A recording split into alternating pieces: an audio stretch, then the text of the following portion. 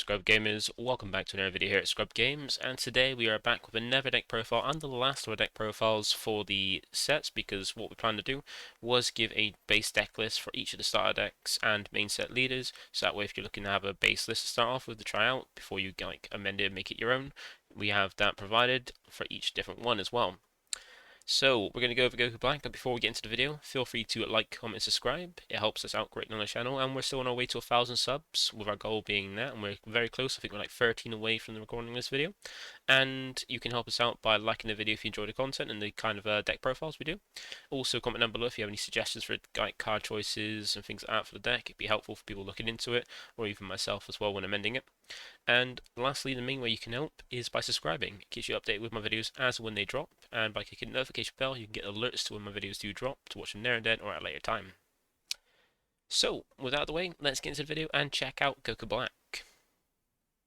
So, with Goku Black, we're using deck to be the best deck builder for any Dragon Ball card game. We have the same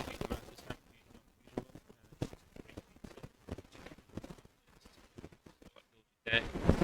Deck list, and very easy to use interface. So if you're looking for a deck builder for Dragon Ball Super card games, be a Master Sword Feeder Mode, check out the DBS Deck Planet. So one of the useful features we've got is while doing the content creator view to do like these videos, we have a good way to just like look at the leader, like have a little peek, see both sides of it, and here we have it.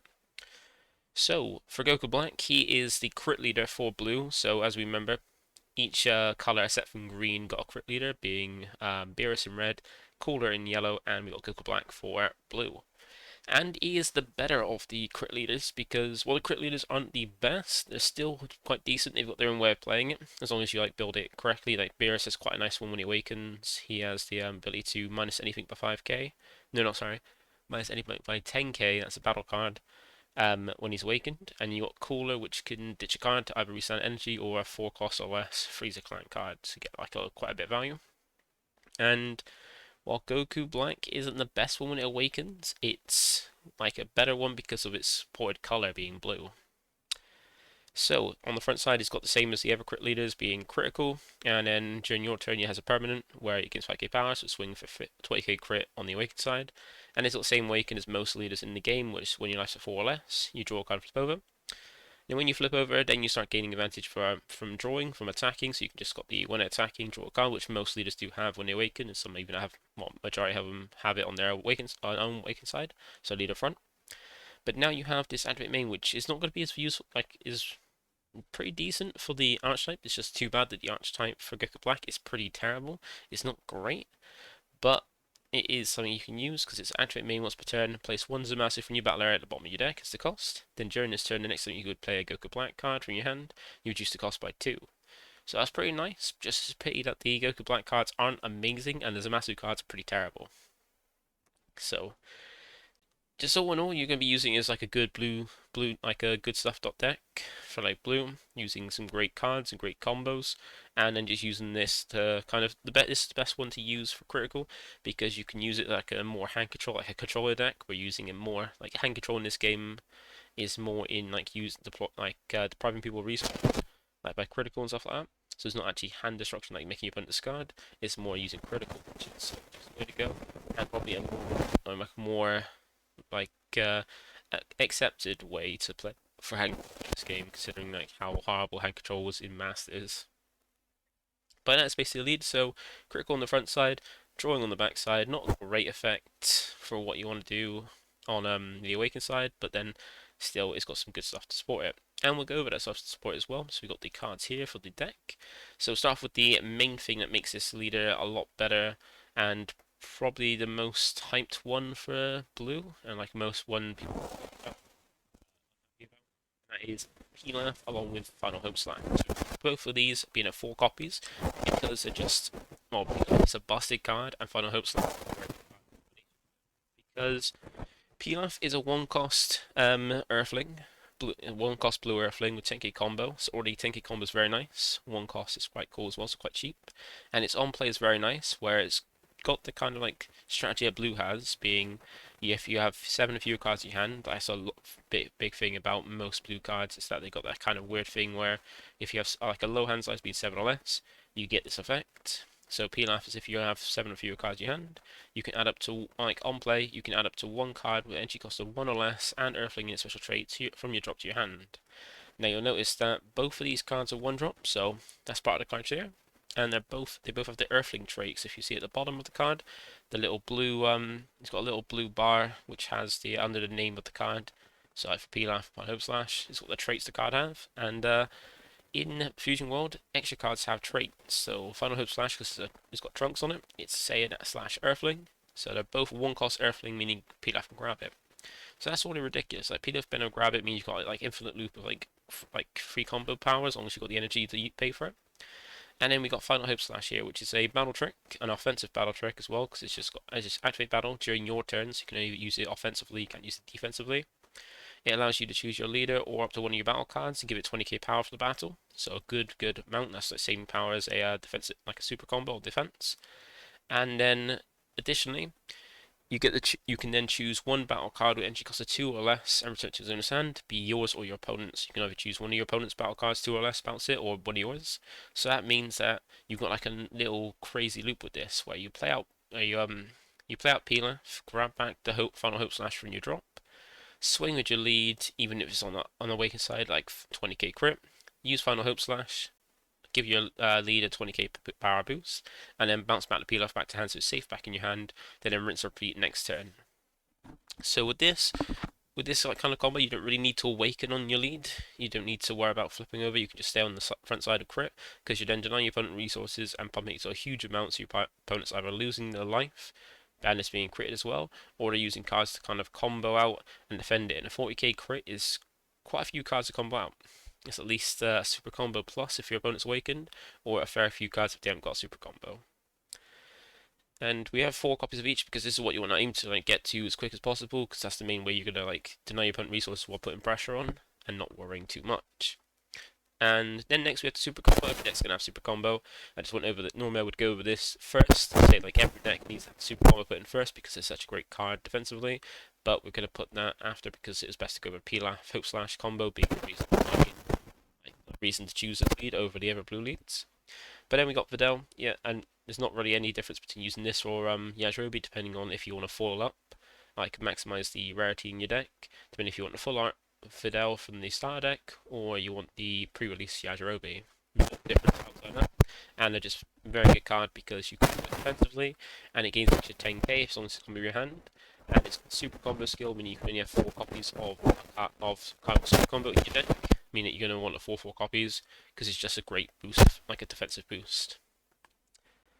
Then next we got several ones of the deck. So we've got the cantrip, so you can help you because you want to try and dig through your deck to find Final Hope Slash Pilaf as soon as possible, so you can start getting the loop, like just swinging, putting that pressure in.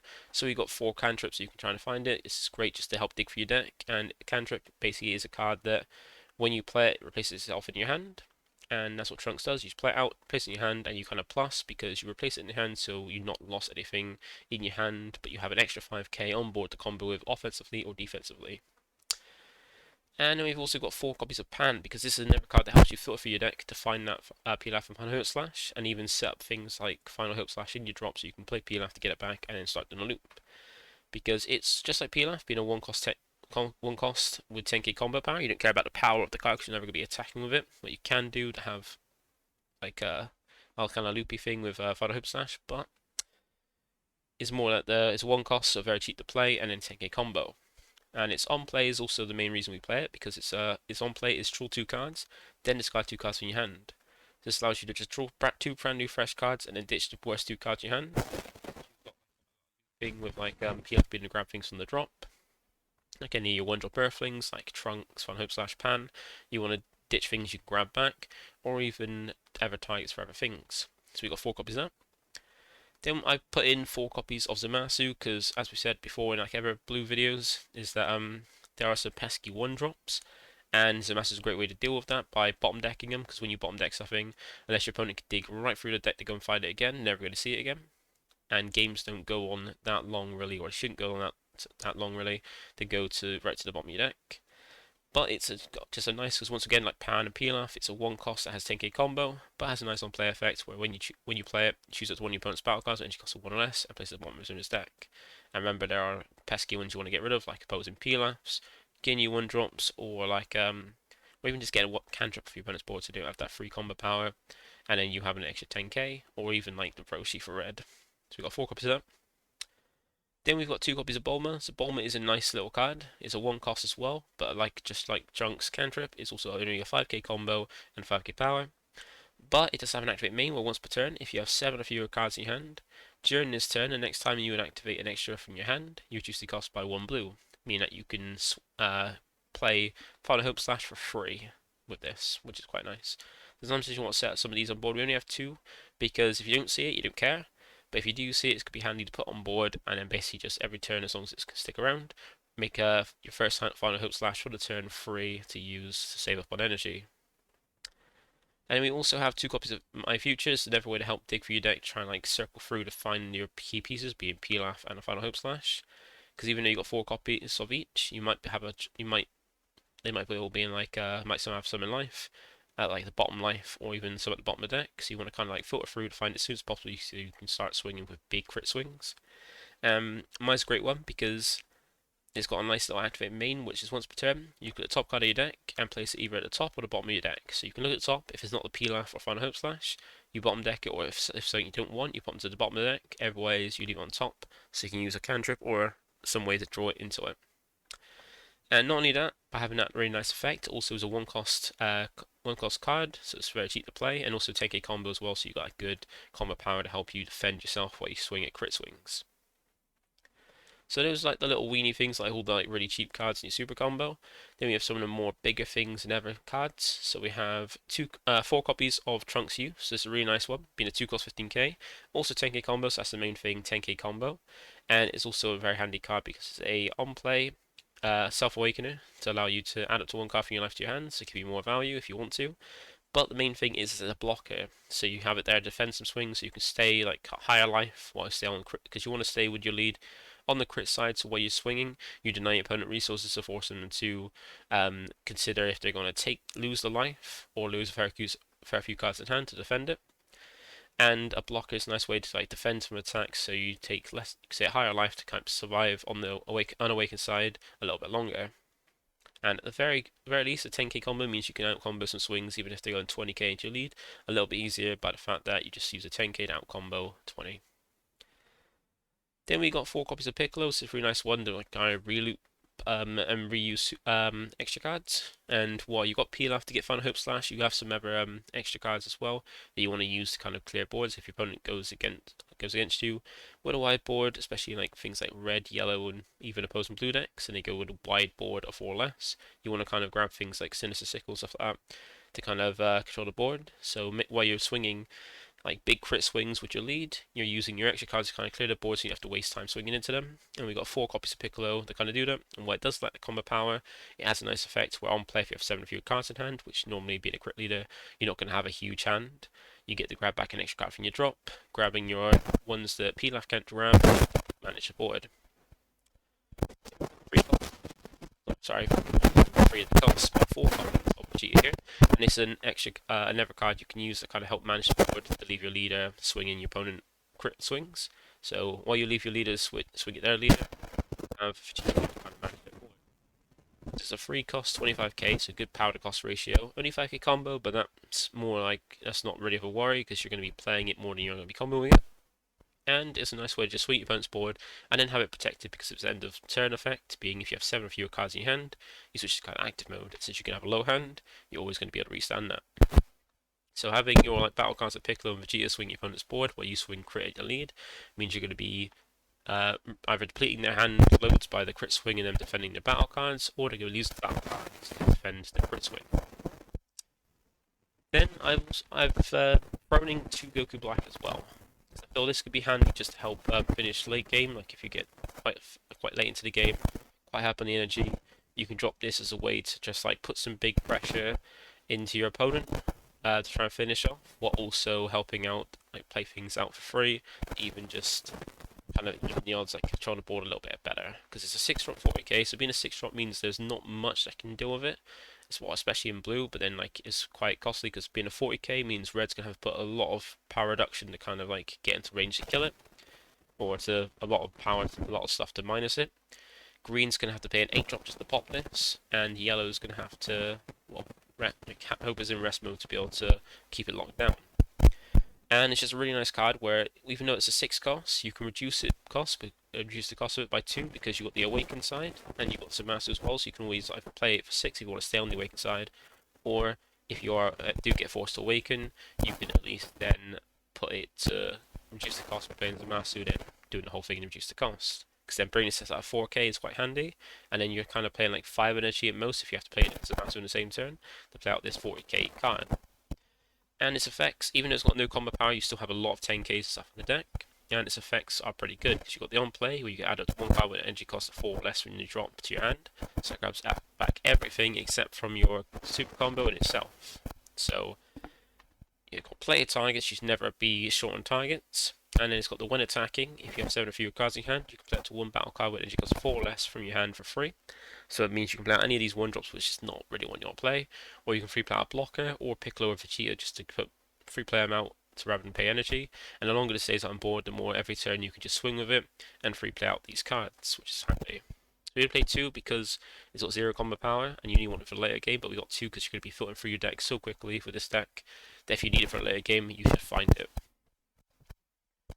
Then, to help us defend us off, we've got some extra cards. We've got Gallic Gun, being the better of the battle tricks I feel from the starter deck, because not only does it give a 15k boost for 1 energy, which is a good amount, out combos anything that goes 10k higher, which is normally 30k is like the sweet spot to hit, or 10k higher than the lead. But Gallic Gun is a really nice one where you can just, for 1 energy, use it to give a 50k boost to a battle card or leader card, which most of the time you're going to be using to defend leader.